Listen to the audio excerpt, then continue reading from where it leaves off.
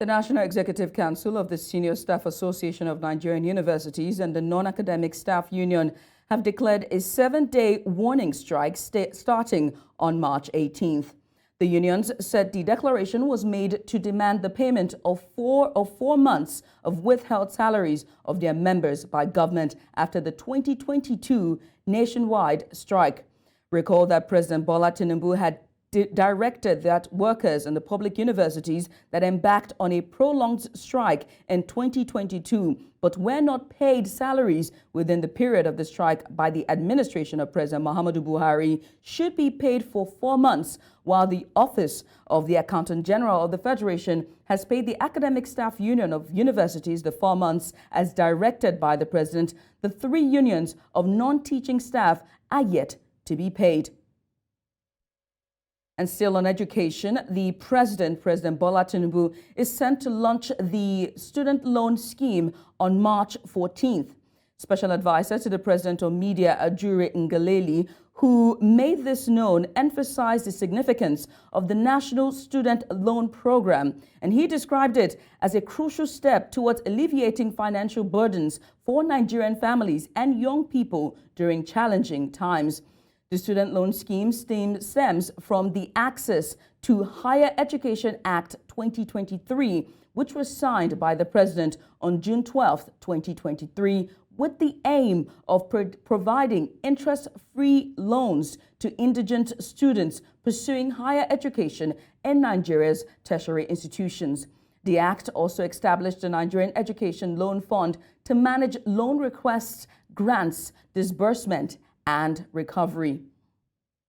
Still with education, but this time on security, the Nigerian government has issued a stark warning revealing that schools in 14 states and the Federal Capital Territory are under imminent threat of attacks by bandits and insurgents.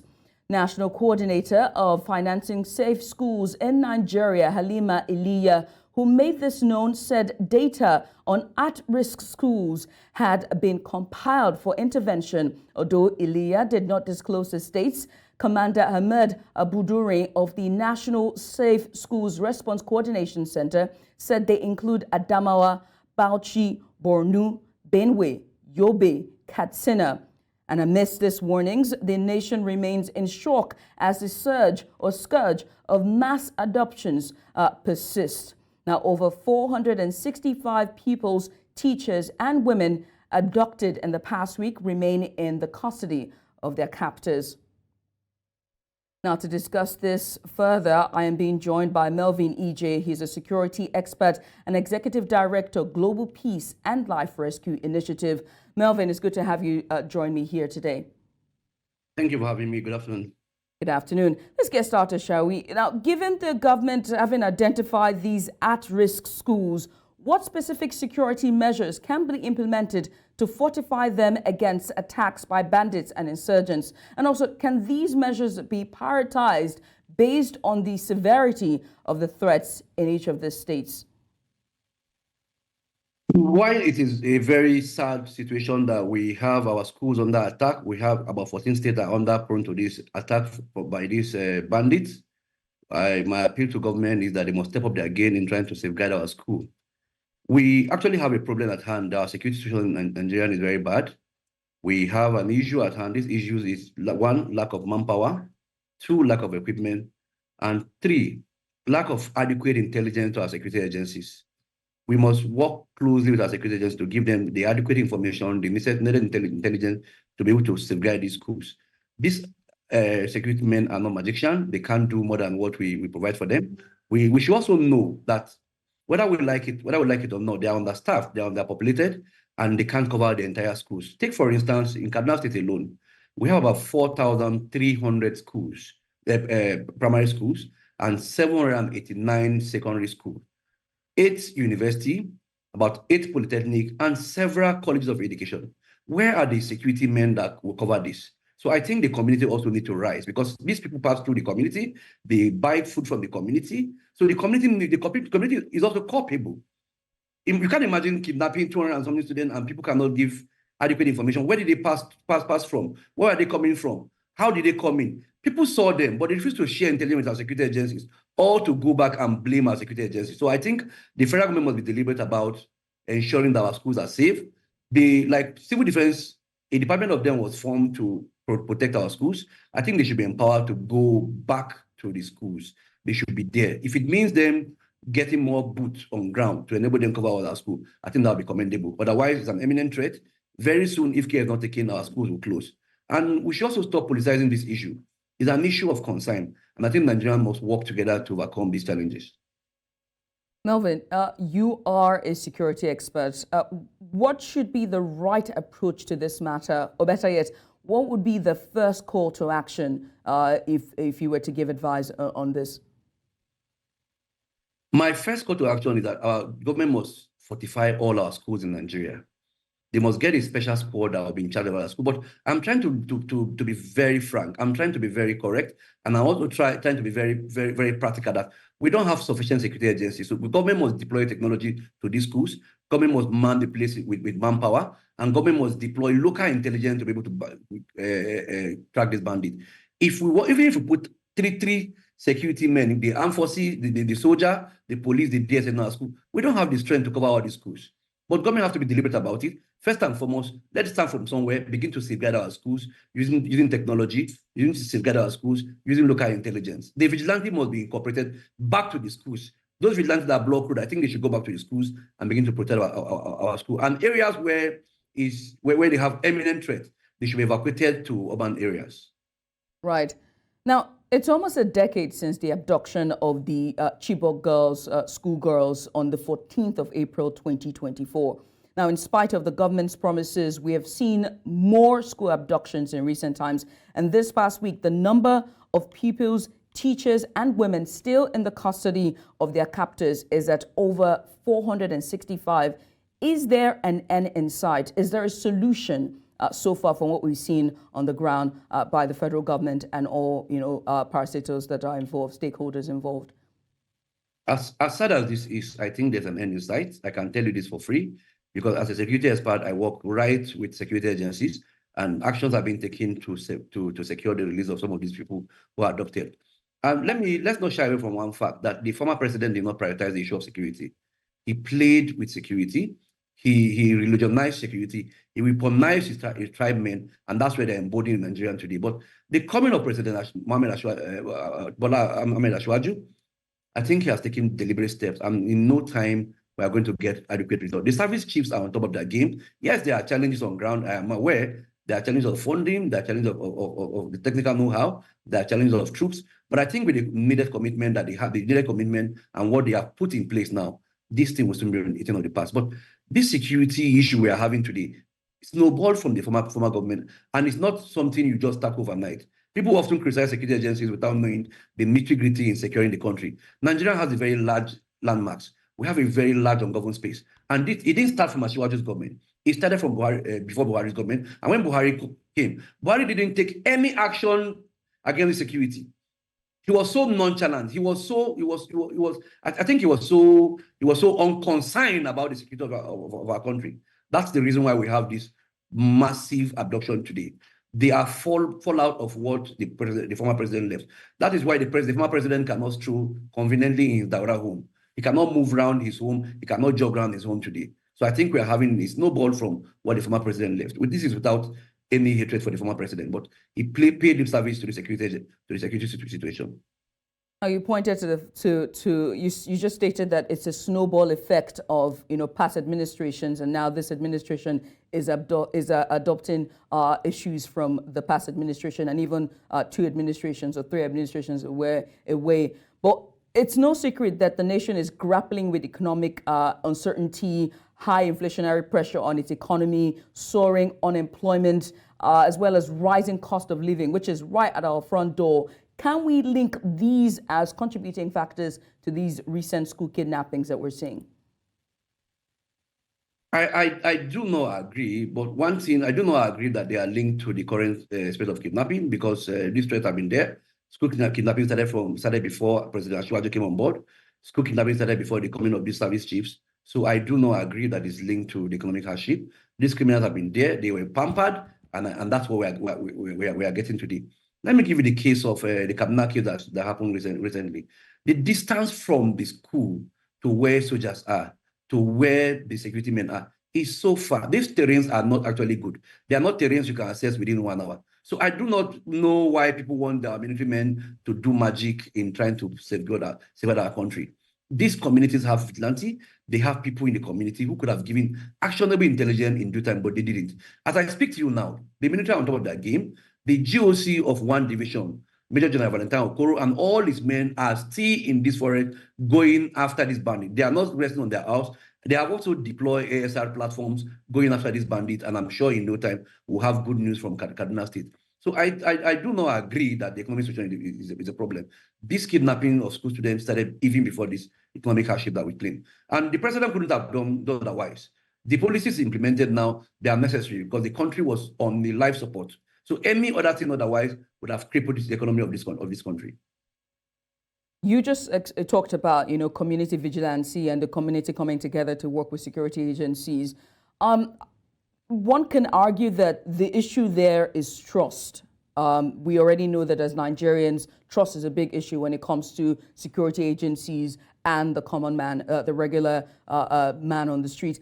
So how can the Nigerian government work with the community surrounding these schools to encourage vigilance and also, most importantly, build trust in reporting suspicious activities? As difficult as it is, we must find a way to go about it. We must begin advocacy to these communities. The government must be deliberate about advocacy. We must begin to enlighten the communities to own the security, to own the entire process so that they can restore that confidence.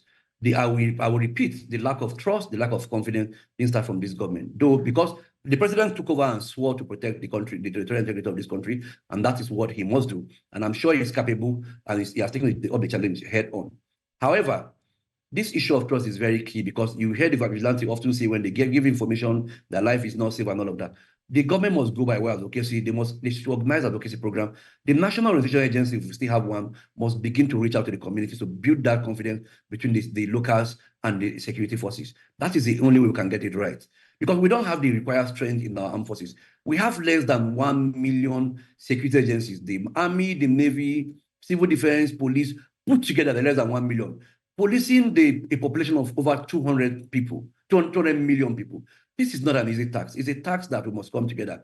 The communities must own their security. The community must safeguard their communities and work together with security agencies. That is the only way we can get it. Federal government must also deploy more money, deploy more resources in building intelligence in the country. Melvin, thank you so much for joining us. We appreciate you for doing this with us this fine afternoon. Welcome. Thank you. And that was Melvin EJ discussing with us on security matters as it concerns school kidnappings. And we move on away from that now to Nigeria's presidency and, of course, Nigeria's budget, as the presidency has vehemently refuted allegations of budget padding for the 2024 fiscal year, dismissing claims made by Senator Abdul Ningi as unfolding. Now, Ningi, representing the Northern Senators Forum, accused the executive led by President Bola Tinubu of implementing a budget that exceeded the approved amount by an additional 3 trillion naira. However, the presidency, through a statement issued by the president's special advisor on information and strategy, Bayo Onanuga, countered Ningi's claims. Now, the statement clarified that the Nigerian leader initially presented a budget of 27.5 trillion naira to the National Assembly on November 29th, 2023. Now, the presidency added that the budget signed into law by the president on January 1st, 2024 amounted to 28.7 trillion naira. And still on finances, but this time, the Director General of the National Pensions Commission, Aisha Dari Umar, has denied claims that the commission lent 10 trillion naira to the federal government. Now, this comes after the House of Representatives passed a motion in October tasking its Committee on Pensions to recover alleged borrowed pension funds totaling 10 trillion naira.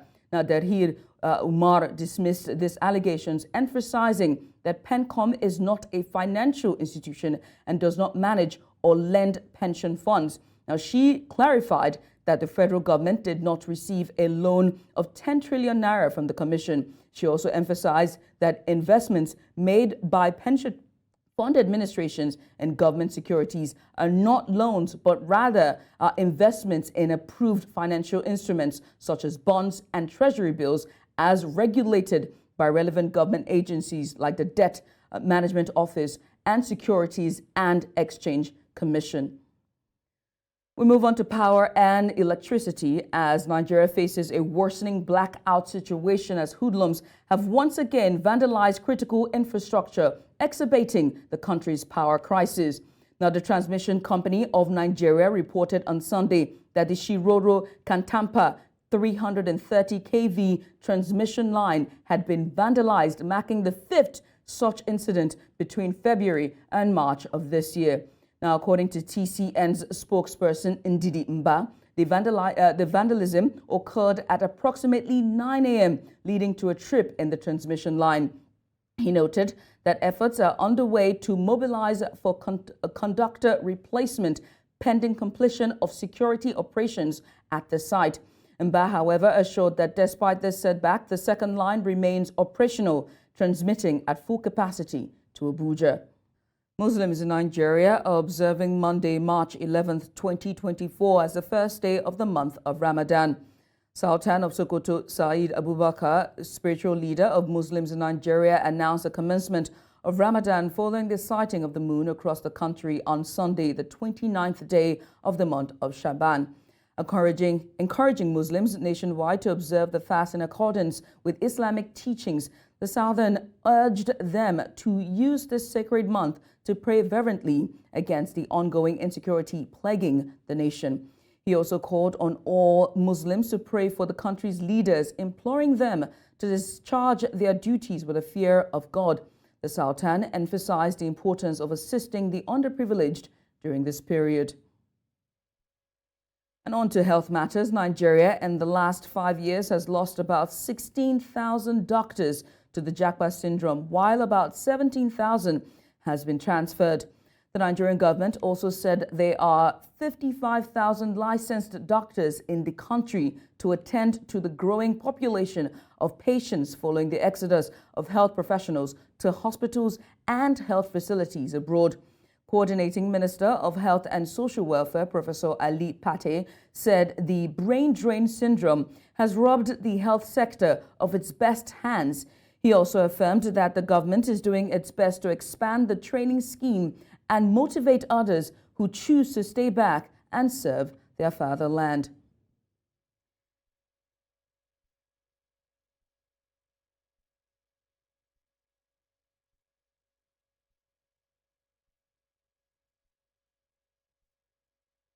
We're still in the west of the country, but this time to the west of the continent, and this time to Senegal, as the candidate for Senegal's ruling Barno Bok Yakar coalition, Amadou Ba's campaign rally has been held in Gouadiwa, a suburb of Dakar, ahead of March 24th presidential election.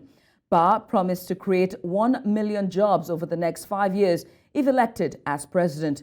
The vote had originally been due to take place on February 25th, but President Macky Sall plunged the West African country into its worst crisis in years on February 3rd by postponing the election just before campaigning was due to begin.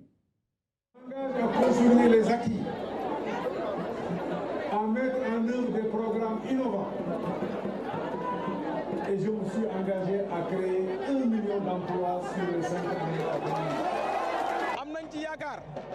am nañ ci yaakaar bu baax a baax ndax Benno Bokk Yaakaar nekk na coalition boo xamante ne depuis 2012 moo ngi existé depuis 2012 bi mooy suñu 14e élection te yàlla dogal na yëpp ñu ngi koy gagné kon am nañ ci yaakaar bu baax a baax ne fañ daan jaar dinañ fa jaaraat ànd ak suñu ay responsable politique ànd ak le candidat Amadou Ba ba ndam li inshallah. Amadou Ba nekk nit ku dëgg nit ku maanu nit ku yaru nit ku xam boppam kenn xamalu ko dara boolewul dara ki wax moom la ñuy xëy suba ba ngoon jot di wër 5e président mbaa la tee ak rasulullah lii la ñu wax Amadou Ba Amadou 5e président Amadou Ba 5e président. Amadou Ba c'est le meilleur. Amadou Ba c'est le candidat idéal. Amadou Ba c'est l'esprit du Sénégal. Amadou Ba, c'est un homme d'État. Amadou Ba, c'est l'homme qui a des valeurs. Amadou Ba, c'est le meilleur des meilleurs candidats au niveau du Sénégal. Still on elections, but this time to the south of the continent, as South Africa's opposition Inkatha Freedom Party has launched its general election campaign of the Moses Mbata Stadium in Durban in front of a mass of supporters. Now, the party's leadership vowed to root out crime and corruption among the pressing issues facing the nation. In the history of our country is experiencing a number of problems: unemployment, crime, load shedding, corruption, and the list is endless. The IFP is going to come tough when it comes to the issue of crime. You know, if you want to deal with crime, you must be tough on crime and criminals. You must introduce stringent measures that will send a message to criminals that South Africa is not going to be a banana republic anymore. The IFP will also introduce consequence management. Whoever go wrong, whether it is an official or a political representative, we will not allow corrupt leaders to continue earning salary out of the taxpayers' money. Look, the Zondo Commission pointed out clearly who are implicated amongst cabinet ministers, national and members of the National Assembly. They are still there earning salary out of the taxpayers' money. Ngize lapha nje ngithole okuhlukile kakhulu imanifesto ebihamba ngokuthi ebithula upresident. It's a 13 plan manifesto. Izinto akakhuluma ngazo ukhuluma ngokuthi uzonyusa izinga lokuthi ugesi unabusahamba load shedding. Bazo introduce i-nuclear ukuze ikwazi ukulekelela amandla kagesi ephinde futhi naseyinkampanini kahulumeni. Second point engipick upile, drugs attention. Intsha yethu iphelele lapho ema-drugsini. We're looking at what's the causes.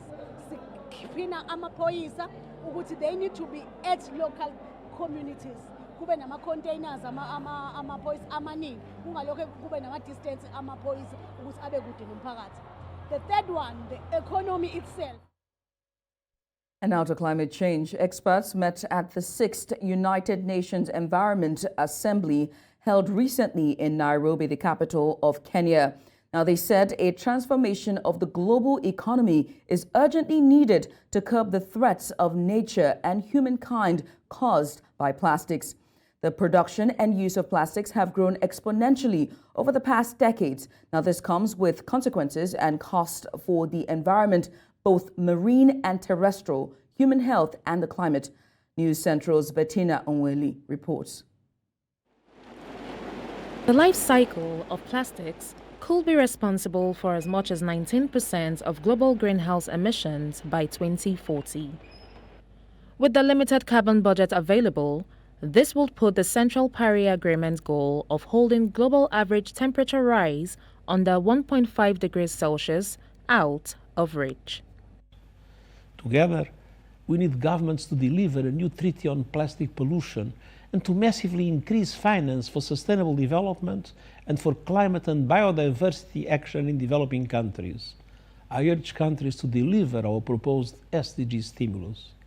And all commitments made by developed countries must be met.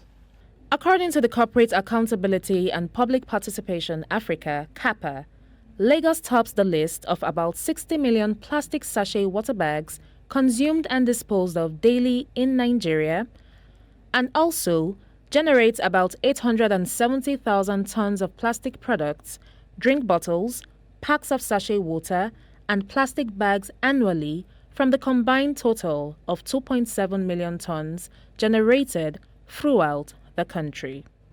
We are talking about like the informal sector, recycling companies that depend on collections of PET bottles and all of that. This will affect them. But then it's pros and cons.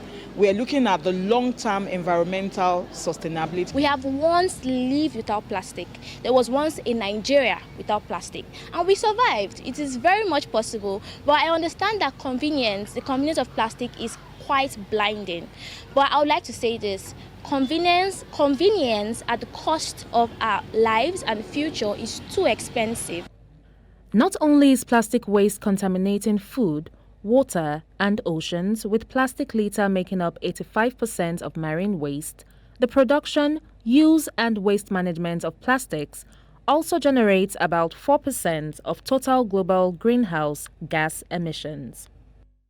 We need to get the message across to people that we as a humanity, as Nigerians, can no longer continue this way. We have to have a very radical, dramatic change of our attitudes. Because right now, what is really causing it is that we're putting profit ahead of people, ahead of planet. Profit is the main thing. And whilst obviously, making the money is important, but you want to make money at the expense of your planet's life support system? Only 1 to 1.5% of plastics produced in the world are bio-based, that is, derived from biomass such as corn, sugarcane, or wheat. And less than 10% of the world's plastic is recycled. Experts agree that both decarbonizing plastic production and ensuring the plastic life cycle is circular are key solutions to the problem. In Lagos, for News Central, Bettina Nwili. Swati has denied rumors circulating on social media alleging that the kingdom is facing a shortage of men and offering nationality to citizens from Southern Africa to address this purported issue. The government dismissed the claims, saying the notice is fake. Now, the fake letter, purportedly signed or written by King Swati III, had suggested that men from Southern Africa could marry wives in Swatini and receive free houses from the kingdom. The authenticity of the letter remains uncertain, and it is unclear who authored it. However, the government has moved to squash the rumors, emphasizing that the kingdom is not facing a shortage of men.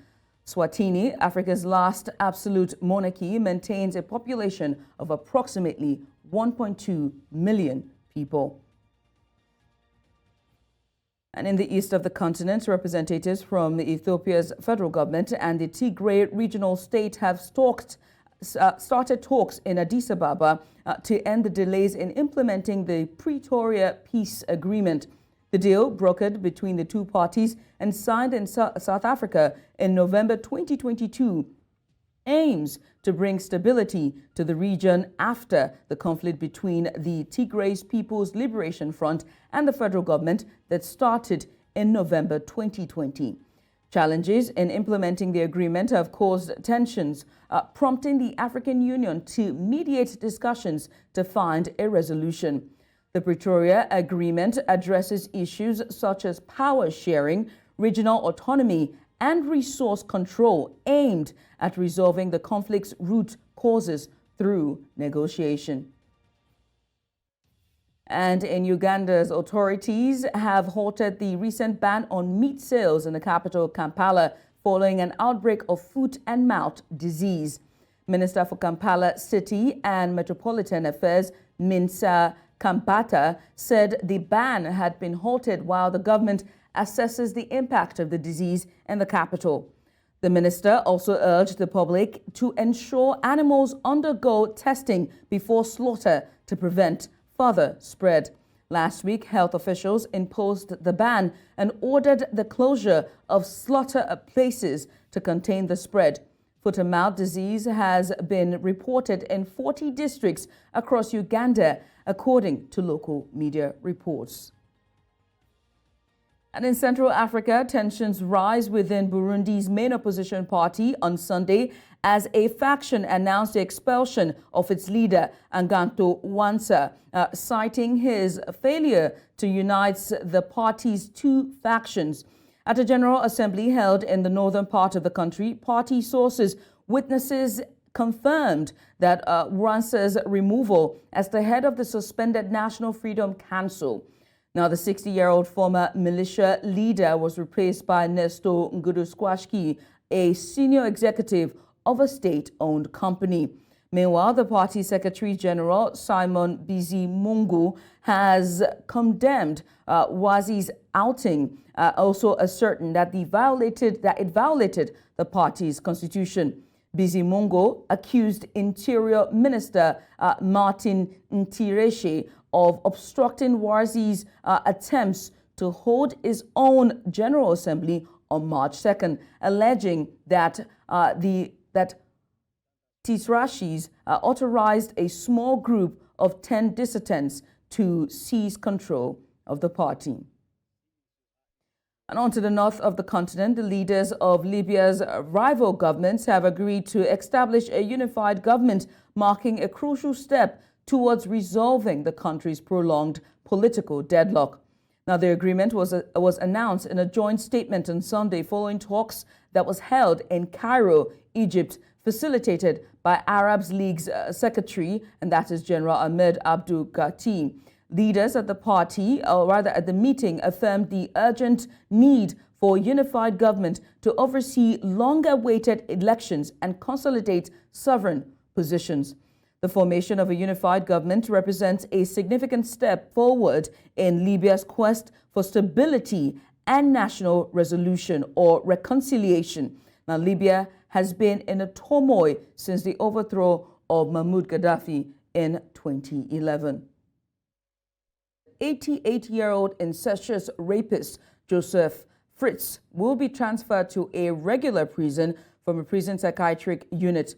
The court also sent the case back to the lower court for a new decision. Now, Fritz, who has now changed his name to one that has not been made public, raped his daughter and held her captive for 24 years, fathering her 7 children. A court in the town of Krebs and Dano ordered the transfer in January, but prosecutors filed a complaint aimed at overturning that decision to the Vienna Higher Provincial Court.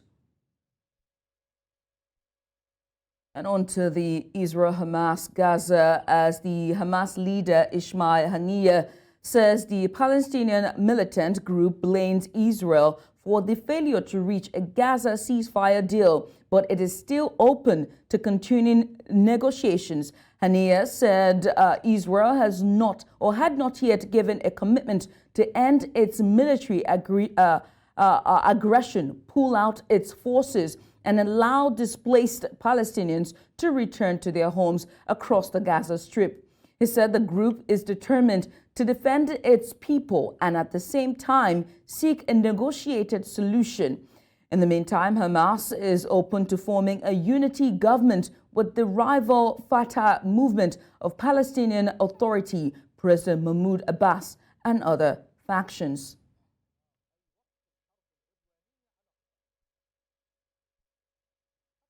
Police say 5 of 6 cross-country skiers who went missing in the Swiss Alps over the weekend have been found dead, with the search still on for the last person. The group of skiers aged 21 to 58 and including 5 members of the same family left the luxury ski resort town of Zermatt on Saturday with the goal of reaching the tiny village of Arula later that day, but never arrived. The skiers vanished near the Tite Blanche mountain, which is located at an elevation of more than 11,480 feet above sea level when a storm was approaching. Head of Wallis Cantonal Police, and that's Christian Varon, said the weather conditions were catastrophic with freezing temperatures and significant avalanche risk. À 18h30, une équipe de tête qui était composée de 2 sauveteurs spécialisés, d'un médecin et d'un policier du groupe Montagne a pu être héliportée et déposée à proximité de la cabane de la Dent Blanche.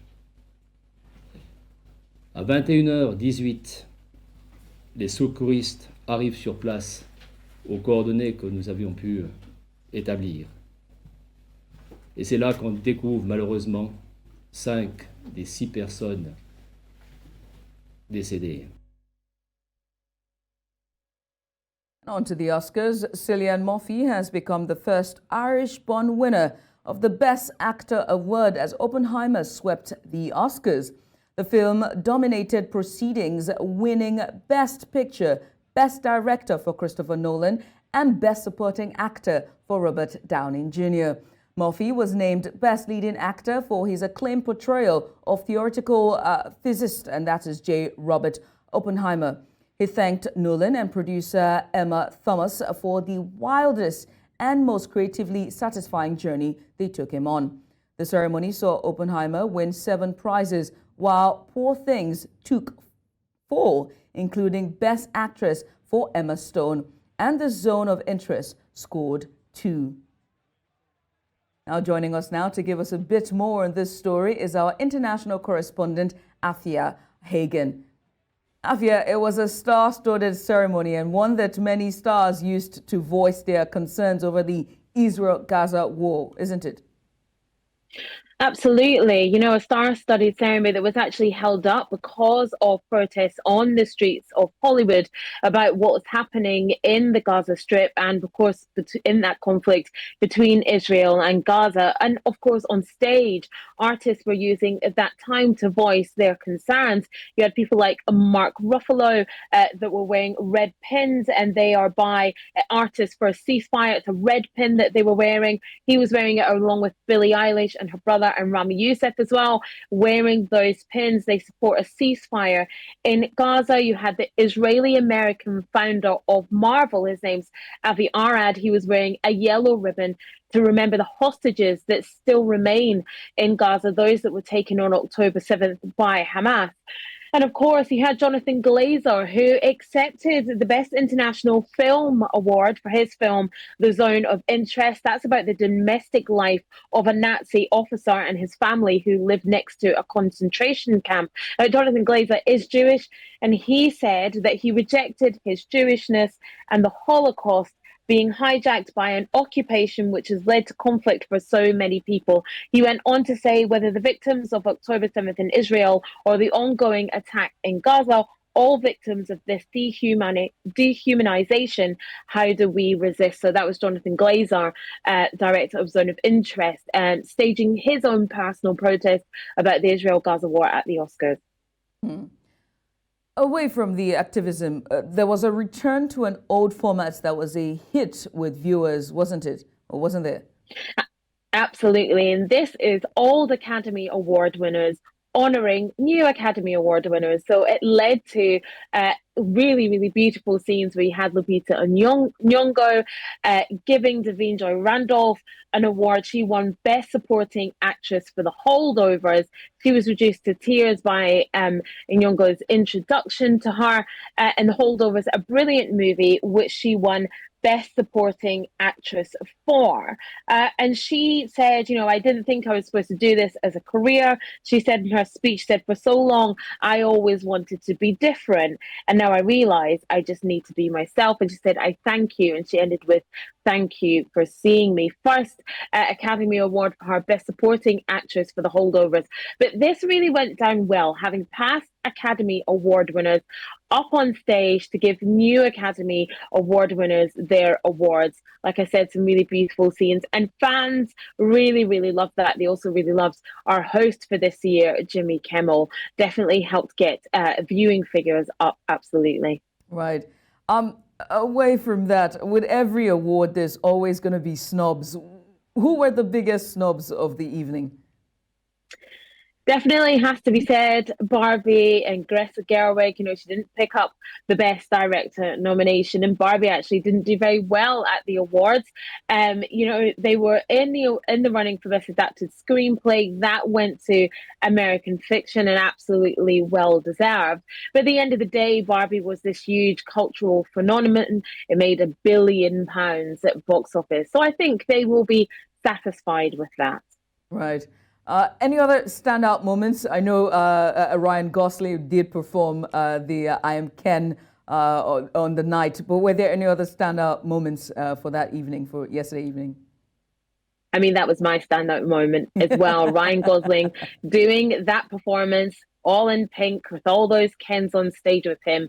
It was glorious, you know, and he was up for La La Land a few years ago, I think in 2017, and he didn't perform then. And people were like, look, we want to see him, you know, doing that performance. And he really had that moment. And he was definitely Ken enough. See what it did there. Also, you had Robert Downey Jr. picking up an award at his first Oscar. You had Al Pacino announcing the Best Picture award. And in the past, we have had a few issues with that. And he announced the winner as Oppenheimer, but didn't bother to read any of the 10 nominees. So a bit of a faux pas there from Al Pacino. Afia, thank you so much for coming on. Afia Hagen, our international correspondent there on Movies Biggest Night, Oscars from yesterday.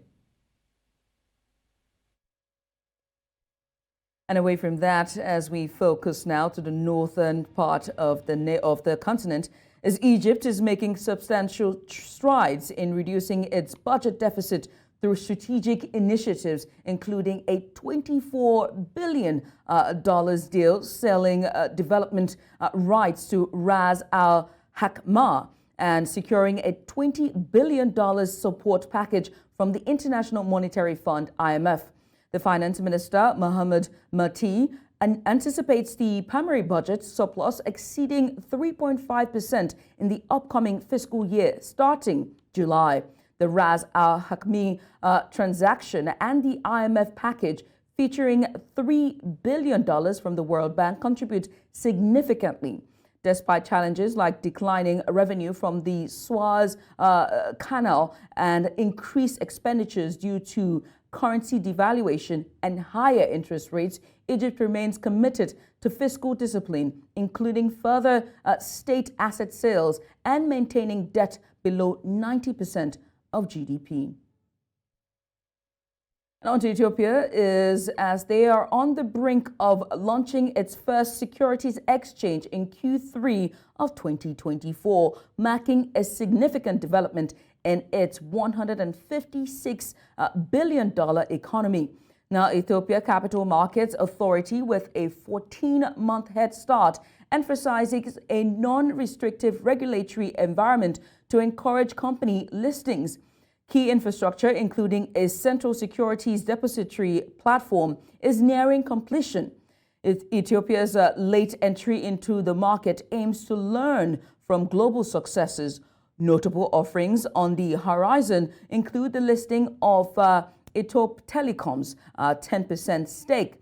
While facing challenges such as declining IPO trend in Africa, Ethiopia focuses on creating an attractive alternative to traditional bank borrowing in its emerging capital markets landscape.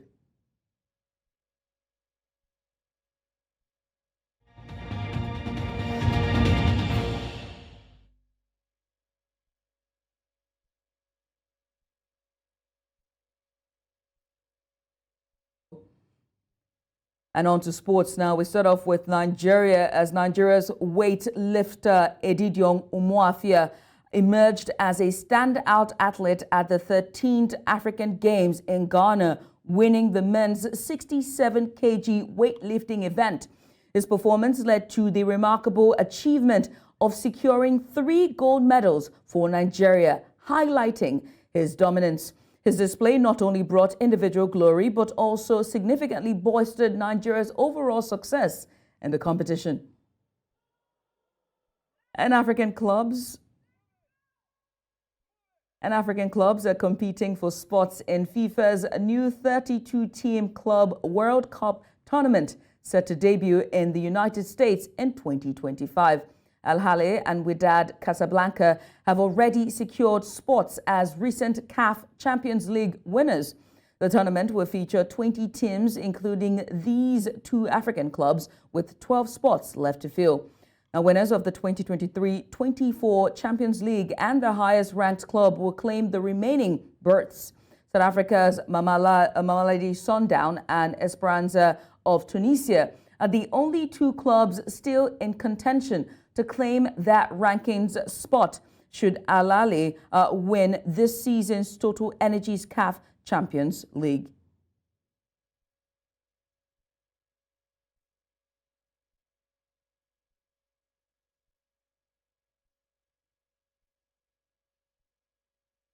And that's all at this hour. But before we go, let's take another look at some of the major stories. Senior Staff Association of Nigerian Universities and the Non-Academic Staff Union declares 7-day warning strike. Talks on implementing 2022 Pretoria Peace Agreement open between Ethiopia and Tigray. South Africa's Inkatha Freedom Party launches election campaign. Send your eyewitness report on the WhatsApp number on the screen to follow us on social media. We are at News Central TV. You can watch us, News Central, live on DSTV channel 422, Star Times channel 274, Avo TV, and YouTube. Many thanks for watching. I'm Judith at TV.